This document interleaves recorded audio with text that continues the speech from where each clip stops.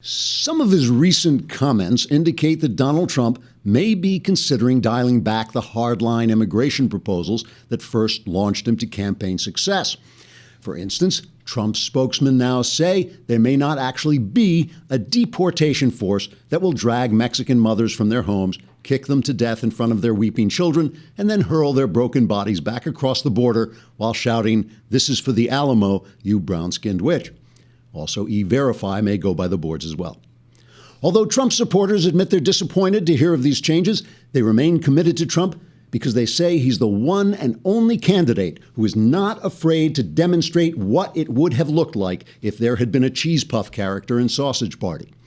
Therefore, say Trump supporters, they are preparing reaction statements so they will be ready for whatever change in Trump's policy should be announced.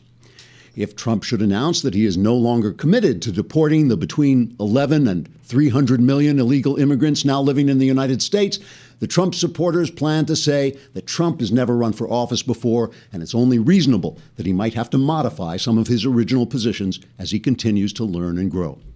If Trump should then announce that he will not, in fact, build a wall to keep out future illegal immigrants, Trump's supporters will say that Trump is refusing to be pigeonholed by the elite, but is playing a four-dimensional chess game in which the announcement of the wall has already caused a mental wall to rise in the imaginations of Mexicans so that if they try to cross the border, they will hit the imaginary wall, causing their noses to suddenly squash against their faces as they reel backwards into Tijuana. If Trump should announce that he plans to unilaterally declare an unconstitutional amnesty for millions of illegal immigrants who are already here, Trump supporters will respond that as a political outsider, Trump is not prone to the mindless constitution worship of deep state conspirators who want to sow hostility at the border so they can divide us from our Mexican friends while they establish a one-world government. If Trump should announce that instead of a wall, he plans to build ramps on the borders so that illegals can enter the country more easily by jumping over the Rio Grande on Harley Davidsons while waving La Raza flags with the legend "Make America Mexico Again" and screaming "Arriba, Arriba," Trump supporters plan to respond that Trump is not a politician, so it's only natural that he would lie repeatedly and change his positions with the wind of popular opinion. And finally, if Trump should say that his supporters are the biggest bunch of suckers he ever met, and he never before realized that white men could be so gullible, his supporters plan to celebrate how Trump refuses to kowtow to political correctness and just tells it like it is. Then they'll blame the Jews. Trigger warning, I'm Andrew Klavan, and this is The Andrew Klavan Show. All right, offending the Trump people, right? Because, you know, my wife always says that my role in life is to alienate every single human being on the face of the earth one at a time. So today we did the Trump. But don't worry, don't go away, because we're going after Hillary in just a moment. Don't worry about that. So we're on Facebook. You know, the one thing I really do want to talk about today is this transgender decision. And I have something to say about transgenderism and this whole crazy thing that's going on. It's been bugging me. It's been in the back of my head, and the news kind of brought it to the fore today. That, unfortunately, or fortunately, will come at the end of the show. So if you're on Facebook or watching on YouTube, you'll have to change over after 15 minutes to the Daily Wire, or you can download us on iTunes or SoundCloud. And tomorrow is Mailbag Day. Whoa, yeah, it's Mailbag Day. We're going to have to get Lindsay to phone that in, I think. We just can't do it. But if you want to be in the mailbag, you got to subscribe. Subscribe to the Daily Wire. You get 30 days for free, and then it's a lousy $8 a month. Come on, subscribe. Send us your questions in the mailbag, and we will answer all your questions, and then all your questions will be answered, and that part of your life will be finished. You'll just have to move on to take action. You won't have any questions left. All right, let's talk about these Hillary emails. So remember when Hillary Clinton said she had released all her emails? It was a matter of convenience. I've said repeatedly, it was not the best choice. It was a mistake. But I think that anybody who's actually looked at this has concluded that I have now put out all of my emails. Go and ask others for their emails. Ask everybody else who's in public office. I'm the one who's done it, and I did it because I thought it was the right thing to do. Ruh-roh. Once again, does she ever tell the truth? I mean, does she ever say any? It's like that old joke about convicts. How do you know they're lying? It's when their mouths are moving. It's like Hillary Clinton is like this. Anyway, the FBI now discovered they have almost 14,900 emails that haven't been released. and the State Department says they want to vet them and see if they have, are they duplicates, are they personal, are they work? And a federal judge said, yeah, hurry up, get them out there. So the State Department says they're going to get them out by October. I'm holding my breath, and I should be dead by late, or just around November. I should just collapse out of holding my breath. So we'll see. We'll see if they get these out in October. The New York Times is very worried. Every story about Hillary's dishonesty always starts with Republicans try to make hay out of, as if these poor Republicans are walking down the street. She lied. It's not our fault. Anyway, so that's that. And then these emails that have already come out. Here's the thing that drives me nuts. Judicial Watch has these FOIA emails, right? The FOIA, the Freedom of Information Act, where you file, you say you have to show us these emails, they're public property, and then a judge reviews it, and then 50 years later, after the government finally decides they're going to comply, they turn over these emails. Why is Judicial Watch is a conservative organization? Citizens United also does this. Why isn't the press doing this? Why isn't the New York Times doing this? I mean, the way this works is Judicial Watch or Citizens United files a FOIA. Finally, the government complies and turns over, usually with a judge kicking them in the butt. They comply and they turn over the emails. And then the Clinton camp says, well, these are just right-wing groups, asking for the... Well, that's true, but why isn't the New York Times doing it? Why? This is a news story. This is a news story. So now they're looking through these emails that they've already got, and they are showing that there was a permeable wall, we'll call it, by which I mean no wall at all, between the Clinton Foundation, people giving money to the Clinton Foundation, and those people who were able to contact the State Department while Hillary Clinton was Secretary of State and asked for meetings. So they found one, for instance, from June 2009, Doug Band, because he's the guy who's running the Clinton Foundation. He writes to Huma Abedin, Hillary Clinton's her top advisor. They asked her to write to Huma Abedin. Would you stop making that joke? I'm so sick. Oh, it's me. I'm sorry. So they write to Huma Abedin, and he says that the Crown Prince of Bahrain would like a meeting, and he writes, good friend of ours. Good friend of ours in his email. I love that. Good friend of ours. What that means is he gave somewhere around $100,000 to the Clinton Foundation, plus like $32 million in one of their programs for educating people. And he wants to get a meeting with Mrs. Clinton. And Huma writes back, she doesn't want to commit to anything until she knows how she will feel. And a lot of the emails, I'll get back to this in a minute, but a lot of these emails have lines like that in it.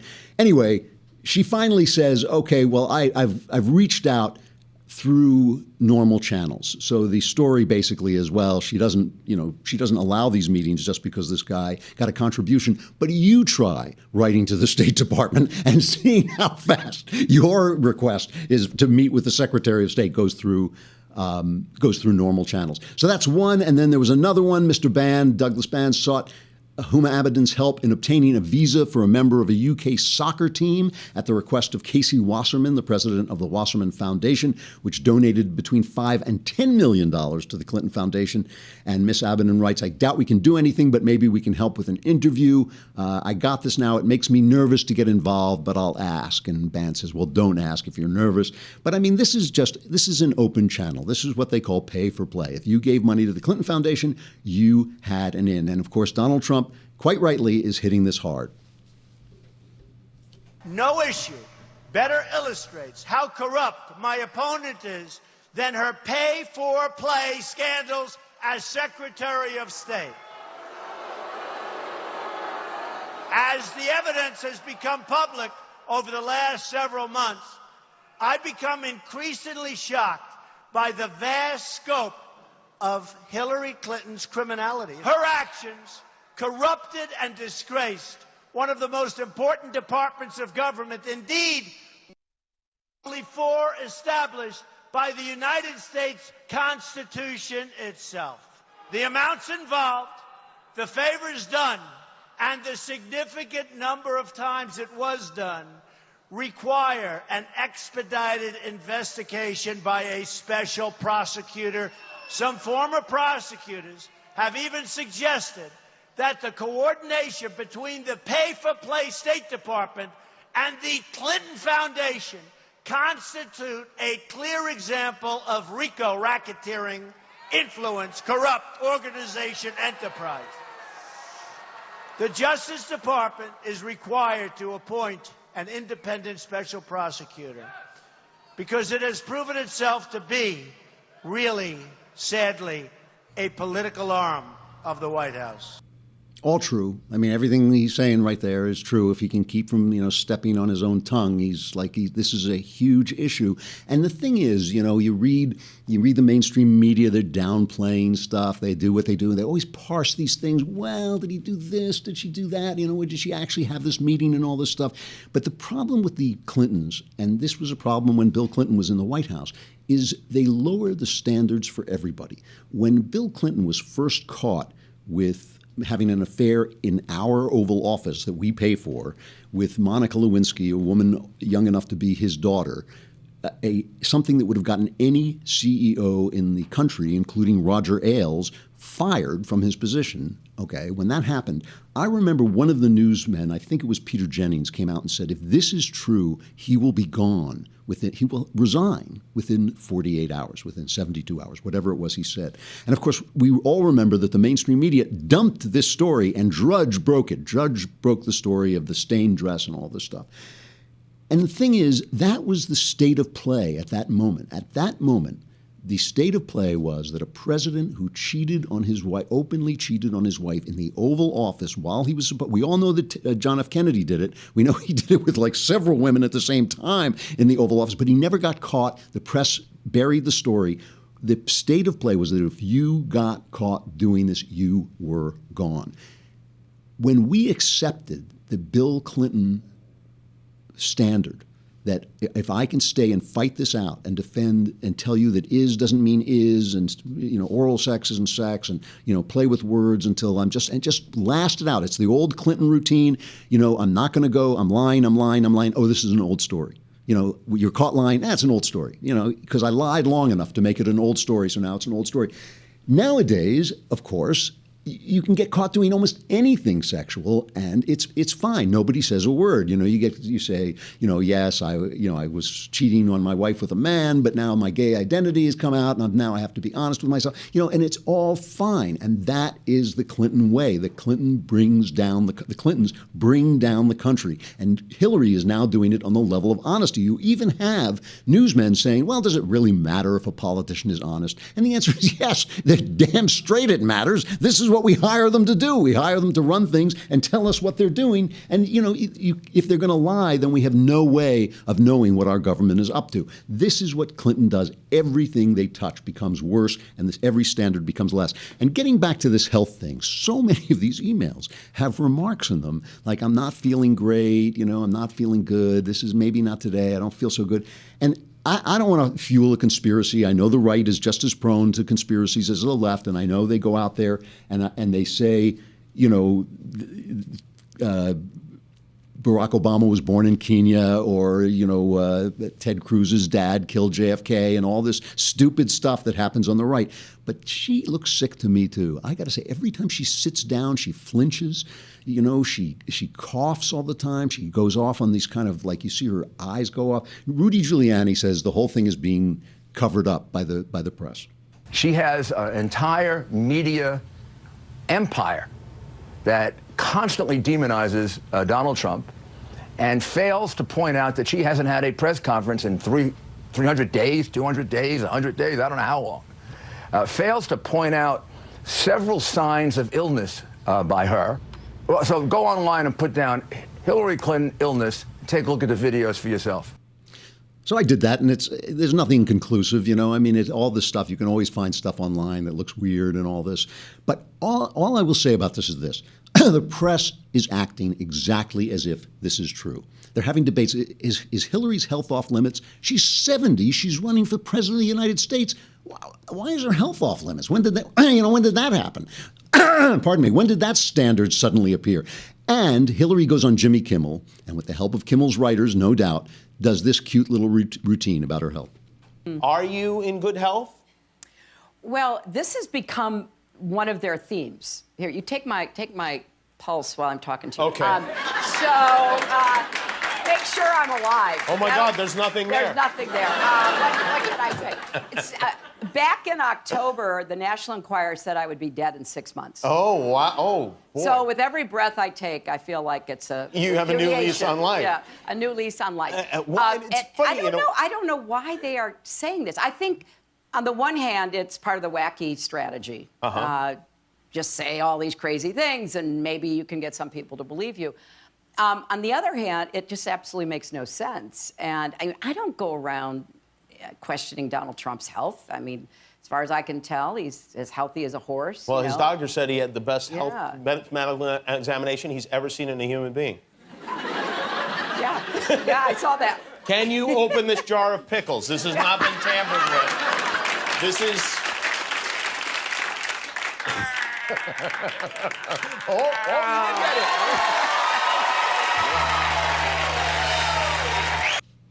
Okay, so that's very cute. You know, they've got he got a staff of 30 writers to make Hillary Clinton look almost human. Meanwhile, she's wearing this thing buttoned up to her chin. She's got enough makeup on her to make another face. She looks like a head floating in a jar, you know, just like a body painted on the glass. I mean, there's something that, I don't know. Like I said, I don't like to start conspiracy theories at all, but there's something wrong with this woman. And you know, look, if you're 70, there's probably something wrong with you, but I just wonder how serious it is. She has suffered this terrible concussion. She fell down, you know, and all this stuff, and she always seems to be slipping and falling. Who knows? Who knows? We will find out. And Trump would have a lot more power to pull this to our attention if he hadn't gone for the birther garbage with Obama, if he hadn't gone for the Ted Cruz dad killed Kennedy stuff. I mean, that stuff just gives him absolutely no credibility at all. Speaking of Trump's credibility, of course, there's now this thing about, is he pulling back on the border wall? And the reason this is important, of course, is this is what made him a viable candidate. This is what really got people going, especially people like Ann Coulter, who feel that the world is coming apart. Oh, I have to stop and say goodbye. Oh, gosh, you're going to miss the best part. If you don't come to the Daily Wire, I'll say goodbye to Facebook and YouTube, but come to the Daily Wire and hear the rest.